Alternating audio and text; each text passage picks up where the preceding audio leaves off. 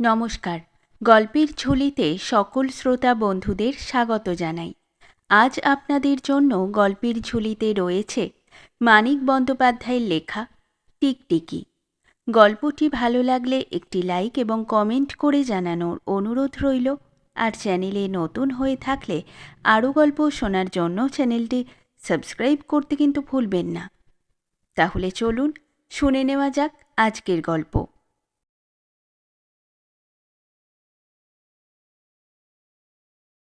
দোতলা বাড়ি। শহরের যে অঞ্চল বেজায় শহুরে বলে খ্যাত সেইখানে। তিনদিকে গাদা করা বাড়ির চাপ, একদিকে রাজপথের চটুল ফাজলামি। আবেষ্টনীকে লক্ষ্য করলে সন্দেহ হয় সমস্তটাই বুঝি হাই মায়োপিয়ার লীলা। তাছাড়া এমন চেহারা বাড়িটার যে দাঁড়িয়ে থাকার ভঙ্গিটা অসবর্ণ রহস্যের মতো কুৎসিত। সস্তা মেয়ে মানুষ যেন পথিকের দিকে পিছন ফিরে দাঁড়িয়ে বিজ্ঞাপন দিচ্ছে। আমি ভীরু ও সরলা খাঁটি গাঁয়ের মেয়ে, তবে অসতী। বেয়াব্রু সমতল পিঠে পুরানো বাদামি রঙের আবরণটা চোখেই পড়তে চায় না, প্রাচীনতার ছাপ এত বেশি। দোতলা বাড়ি বটে, একতলা দোতলায় কিন্তু সিঁড়ির যোগাযোগ নেই। তিনটি সদর দরজার ডাইনিকটি দিয়ে ঢুকলেই খাঁচাবন্দি দোতলার সিঁড়ি। অকারণ নড়াচড়ার একটু স্থান অবশ্য আছে, কিন্তু সিঁড়ি বেয়ে দোতলায় ওঠা অথবা পথে ফিরে যাওয়া ছাড়া যাওয়ার উপায় নেই কোনো দিকেই।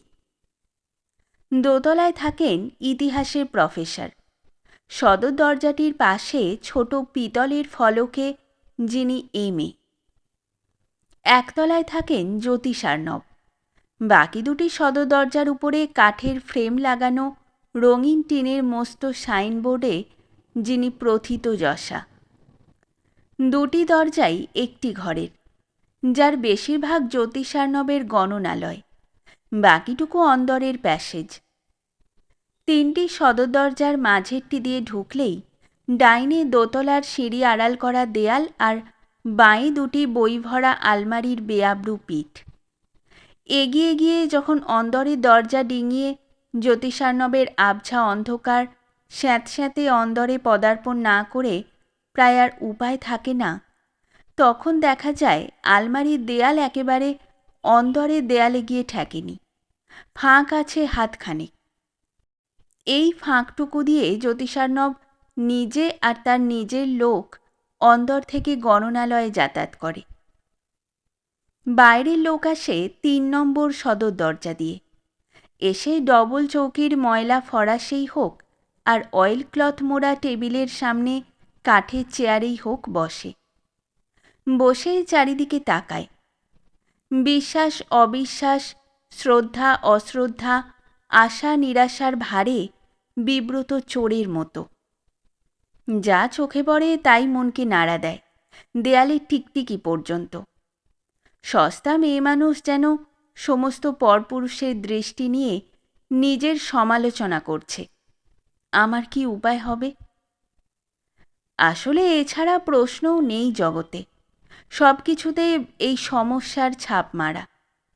ভবিষ্যৎ কি সব কিছুকে গ্রাস করে নেই?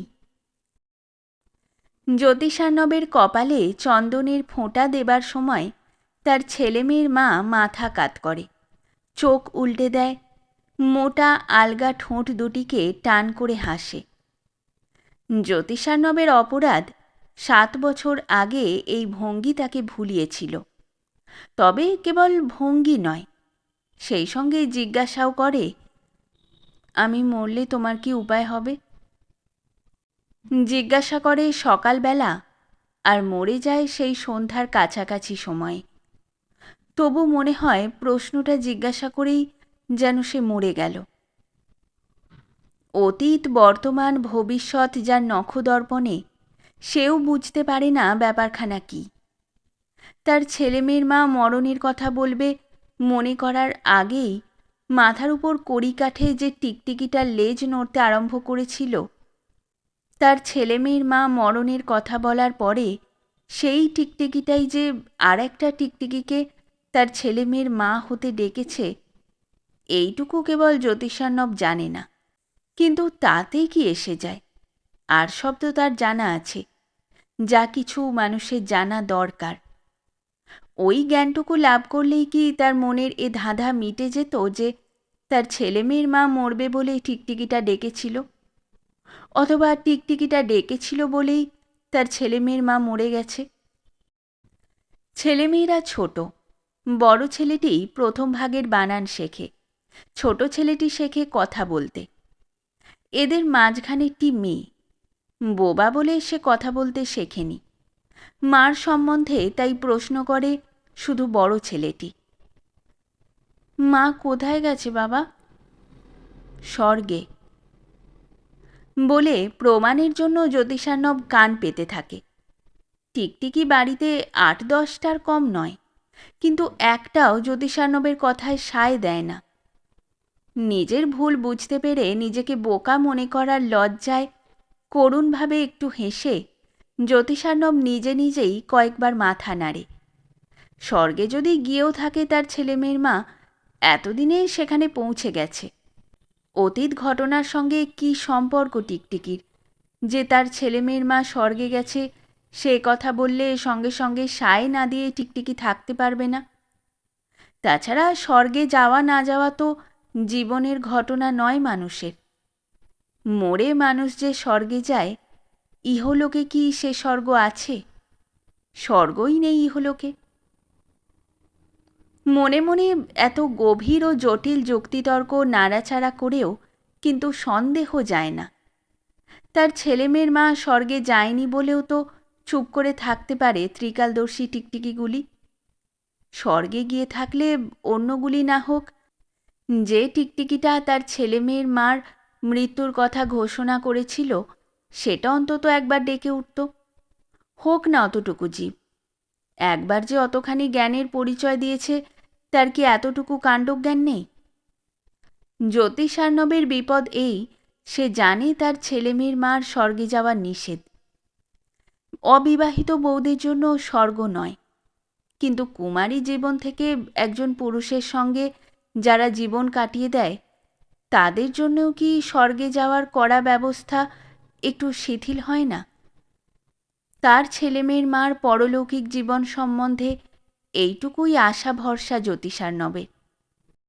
মার জন্য ছোট ছেলেটা কাঁদে, মেয়েটা বোবা কান্না কাঁদে।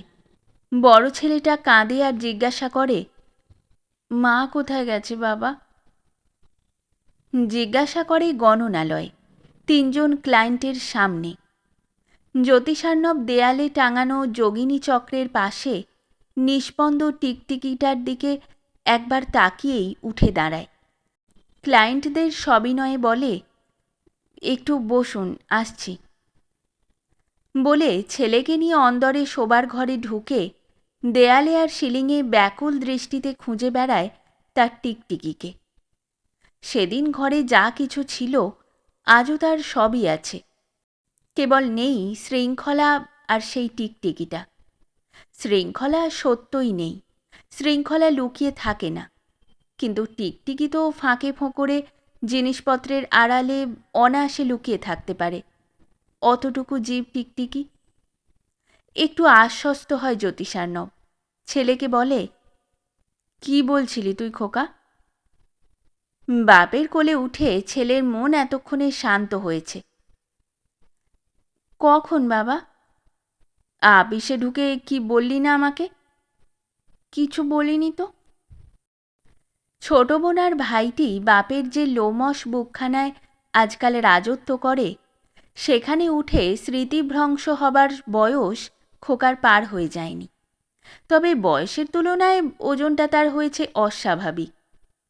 ছেলেকে জ্যোতিষার্ণব মেঝেতে নামিয়ে দেয়। মৃদুস্বরে সন্তর্পণে বলে, তোর মার কথা কি জিজ্ঞেস করলি না? মা কোথায় গেছে বাবা?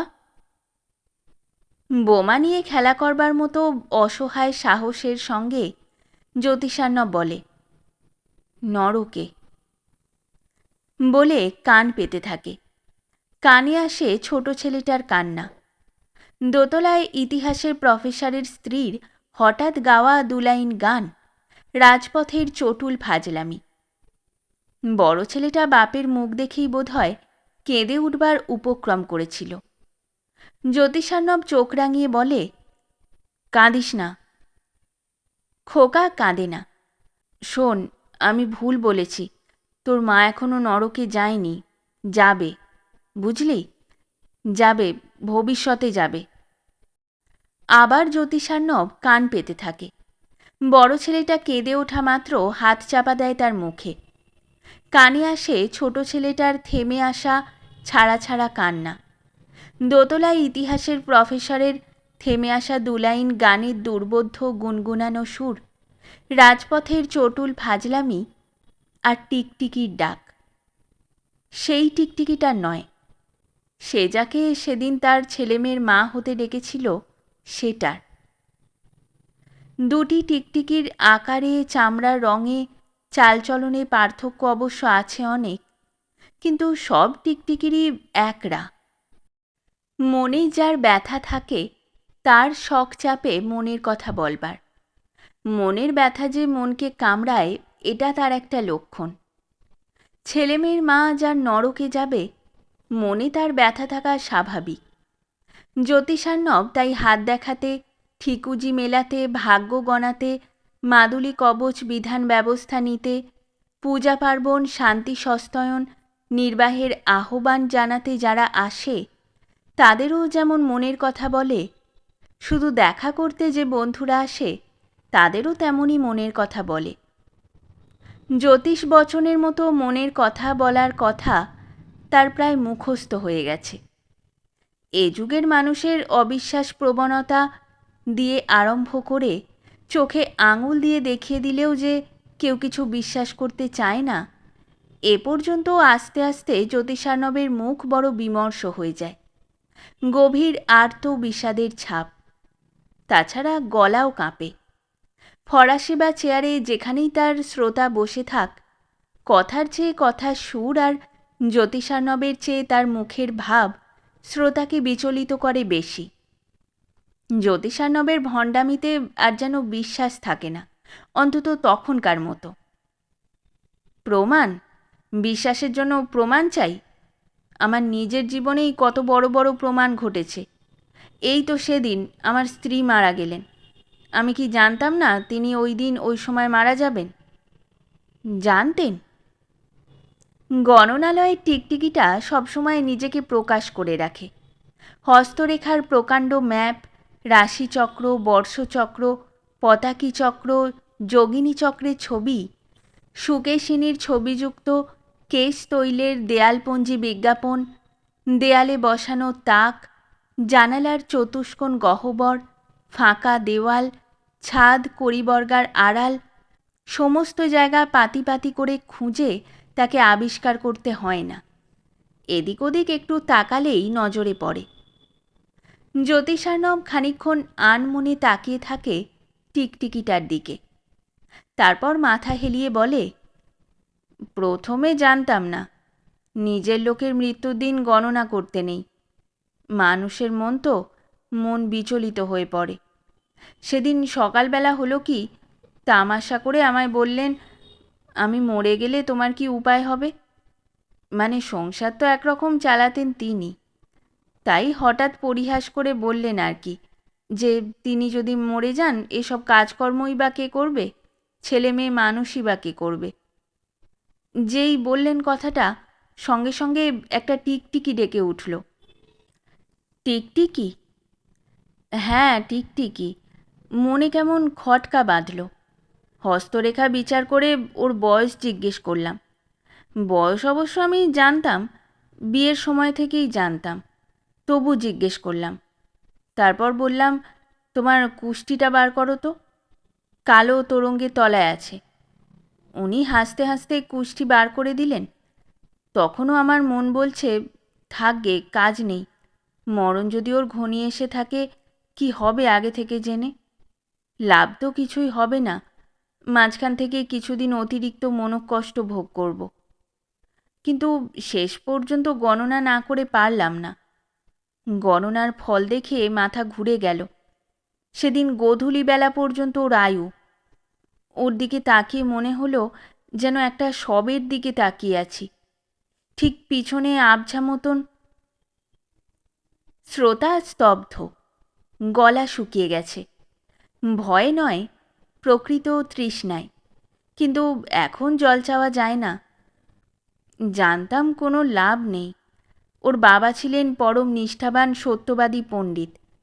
তবু একবার জিজ্ঞাসা করলাম, বিয়ের সময় তোমার বয়স তো 2-1 বছর কম করে বলা হয়নি? কুষ্টি ঠিক আছে তো? বিয়ের সময় যদি... থাকবে ওসব কথা।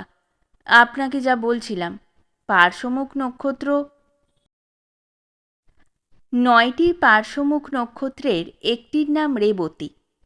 6 মাস পরে জ্যোতিষার্ণব ছেলেমেয়েদের মানুষ করার জন্য রেবতীকে বিয়ে করে আনে। মরে গেলে স্বর্গে যাবার অধিকার নিয়েই রেবতী এ বাড়িতে আসে বটে।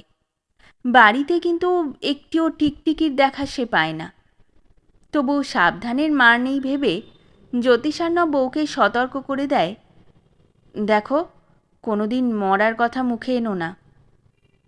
রেবতী তখনও পার্শ্বমুখী, সোজা জ্যোতিষার্ণবের মুখের দিকে তাকাতে পারে না। জ্যোতিষার্ণব হরদম তাকায়। নিজে জোটক বিচার করে সে রেবতীকে বিয়ে করেছে। বিপদ দুজনের নক্ষত্র নিয়ে।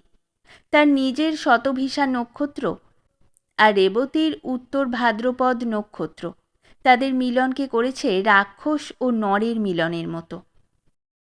এখন এই যে জ্যোতিষার্ণব, আমি এর জীবনে উদিত হয়েছিলাম, কি এই আমার জীবনে উদিত হয়েছিল, আজও আমি এ সমস্যার মীমাংসা করতে পারিনি। কত আর বয়স তখন আমার হবে? রেবতীর চেয়ে অনেক ছোট। কিছুদিনের জন্য থাকতে গিয়েছি ইতিহাসের প্রফেসরের বাড়ি। কি ভীষণ ভাবটাই যে হয়ে গেল রেবতীর সঙ্গে। বয়সের তুলনায় কি প্রকাণ্ড তখন আমার দেহ, কত পরিণত মন। কারো স্ত্রীর সঙ্গে ভাব হওয়াটাই তখন আমার পক্ষে পরম আশ্চর্য। অথচ রেবতীর সঙ্গে সারাদিন এত বেশি কড়ি আর তাস খেলতাম যে ইতিহাসের প্রফেসরের স্ত্রী অভিমানে আমার সঙ্গে ভালো করে কথাই বলতো না। তাতে আমার সুবিধাই ছিল। আমায় যে ভালোবাসে তার সঙ্গে কথা বলতে আমার বড় কষ্ট হয়। মনে হয় শব্দ দিয়ে অনেক দামি কি যেন আদায় করে নিচ্ছি। আমি রেবতীর সঙ্গে কড়ি খেলি। জ্যোতিষার্ণব দুবার ঘুরে গিয়ে তৃতীয়বার কাছে এসে উবু হয়ে বসে। দেখি হে ছোকরা, তোমার হাতটা। আরে বাসরে, এ কি হাত? এত হিজিবিজি রেখা পেলে কোথায়? ভালো করে দেখতে হবে তো হাতটা তোমার। বাঁচবে অনেক দিন, তবে... রেবতী আমার হাত কেড়ে নেয়। খুব হয়েছে, ছেলে মানুষকে ভয় না দেখালেও চলবে। অন্দর থেকে বেরিয়ে যাবার সময় গণনালয়ে জ্যোতিষার্ণব আমায় পাকড়াও করে, শোনায় ভূতের গল্প। প্রথমে কান দিয়ে আরম্ভ করে শেষের লোমকূপগুলিকেও শোনার কাজে লাগিয়ে দিই। ক্ষুধা তৃষ্ণার তাগিদটা চাপা পড়ে যায়। তাকিয়ে দেখি রেবতী এসে আলমারির পাশের ফাঁকটাতে দাঁড়িয়ে আছে। জ্যোতিষার্ণবের গল্প শেষ হতে বলি, আর একটা। রেবতী ম্লান মুখে চুপ করে থাকে। জ্যোতিষার্ণব হাসির ভান করে বলে, এবারই টিকটিকিগুলি যদি মেরে ফেলো তাহলে বলবো। একটা টিকটিকির জন্যে একটা গল্প। এ ঘরেই তো 3টে আছে, লাঠিটা দিয়ে মারো না একটা। আমি বলি, লাঠি দিয়ে বুঝি টিকটিকি মারে? দাঁড়ান, আমার তীর ধনুক নিয়ে আসি। রেবতী বলে, মানিক, মেরো না, টিকটিকি মারতে নেই। আমি একটু দাঁড়াই। হিসাব করে দেখি যে রেবতীর মতো মেয়ে যখন একবার আমাকে ভালোবেসেছে, কথা না শুনলেও ভালো না বেসে সে পারবে না। আমার সঙ্গে কড়ি আর পাতা বিনতি খেলবার জন্য সে যেরকম পাগল হয়ে উঠেছে, সে পাগলামি যাবার নয়। গল্প না বলে আমায় কষ্ট দেবার সুযোগ পেলে জ্যোতিষার্ণব কিন্তু কিছুতেই সে সুযোগ ছাড়বে না। সোজা দোতলায় গিয়ে আমার বাঁশের ধনুক আর স্বরের তীর নিয়ে আসি। তীর আমার সাংঘাতিক মারণাস্ত্র। ডগায় 2টি আলপিন বসানো আছে। এক কোণে একটা টিকটিকি ছিল। ফরাসে উঠে দাঁড়ালে আমার তীরের আয়ত্তে আসে এই রকম স্থানে। নিষ্পন্দ শরীর, নিষ্পলক চোখ, ধূসর জীবটিকে দেখলেই মায়া হয়। রেবতী আবার বলে, মানিক, মেরো না, মারতে নেই। রেবতীকে আমি ত্যাগ করিনি, কিন্তু তার কথার কোনো দাম আমার কাছে নেই। আকর্ণ সন্ধান করে 4 ইঞ্চি তফাত থেকে বাণ নিক্ষেপ করি। এমন আশ্চর্য জীব টিকটিকি যে শিকারীকে গায়ের ওপর হুমড়ি খেয়ে পড়তে দেখলেও নড়ে না। বাণবিদ্ধ টিকটিকি নিচে পড়ে যায়। বাণটি টেনে খুলে নিয়ে দেখি 2টি আলপিন বিঁধে টিকটিকিটার চোখের পাশে 2টি রক্তের ফোঁটা জমেছে, যেন নূতন 2টি চোখ। মানুষের রক্তের মতো লাল রক্ত টিকটিকির নয়। জ্যোতিষার্ণব হাসি চেপে হাসতে আরম্ভ করে। 4 চোখো করে দিলে? টিকটিকিকে 4 চোখো করে দিলে? তোমাকেও 4 চোখো হতে হবে মানিক। সঙ্গে সঙ্গে দেয়ালে কোথায় যেন একটা টিকটিকি ডেকে ওঠে। কে জানে বাণবিদ্ধ টিকটিকিটার সঙ্গে তার কী সম্পর্ক। ছেলে মেয়ের বাপ মা হবার জন্য তারা যদি পরস্পরকে কোনোদিন ডাকাডাকি করে থাকে, সে খবর কেবল তারাই জানে। রেবতী নক্ষত্রের মতো জলজলে চোখে তাকিয়ে বলে, ফের ফের ছেলে মানুষকে ভয় দেখাচ্ছ? বলে জ্যোতিষার্ণবের গম্ভীর মুখের দিকে চেয়ে নিজেই ভয়ে মুচড়ে যায়। স্কুলে বোর্ডের লেখা দেখতে না পাওয়ায় 1 মাসের মধ্যে আমাকে চশমা নিতে হয়। চশমা চোখ নয়, কিন্তু বন্ধুরা আমায় 4 চোখো বলে কত যে তামাশা করে ঠিক নেই। তারপর ইতিহাসের প্রফেসরের বাড়িতে আমি কোনোদিন যাইনি। 4 চোখে রেবতীকে একবার চোখেও দেখিনি। রেবতীর কথা মনে হলেই সেই বাণবিদ্ধ টিকটিকিটার 2টি ধূসর চোখ, তার চোখ দুটির পাশে 2টি ফ্যাকাশে রক্তবিন্দুর ছবি মনে ভেসে আসে। দারুণ বিতৃষ্ণায় আমার মন ভরে যায়। রেবতীর প্রতি বিতৃষ্ণা। রেবতীর কোনো দোষ ছিল না, তবু হয়তো রেবতী জ্যোতিষার্ণবের ছেলে মেয়ের মা হয়েছে, হয়তো টিকটিকির জন্য জ্যোতিষার্ণবের প্রথম ছেলে মেয়ের মা স্বর্গে যেতে না পারলেও টিকটিকির জন্যই রেবতীর স্বর্গে যাবার পথ বন্ধ হবার বিপদ কেটে গিয়েছে, এবং স্বর্গে যাবার প্রতীক্ষায় সে পৃথিবীতেই স্বর্গ সুখ ভোগ করছে। এদিকে আমার বেড়েছে চশমার পাওয়ার। কখনো দেয়ালের টিকটিকি না দেখবার ইচ্ছা হলে আমার চোখ বুঝতে হয় না, চশমাটা খুলে ফেললেই চলে। শেষ হলো আমাদের আজকের গল্প। গল্প পাঠে এবং বিভিন্ন চরিত্রে আমি তৃষিতা। গল্পটি ভালো লাগলে লাইক এবং শেয়ার করে দেবেন, আর চ্যানেলে নতুন হয়ে থাকলে আরও গল্প শোনার জন্য চ্যানেলটি সাবস্ক্রাইব করতে কিন্তু ভুলবেন না। খুব তাড়াতাড়ি নতুন একটি গল্প নিয়ে ফিরে আসব। সকলে ভালো থাকুন, শুনতে থাকুন গল্পের ঝুলি।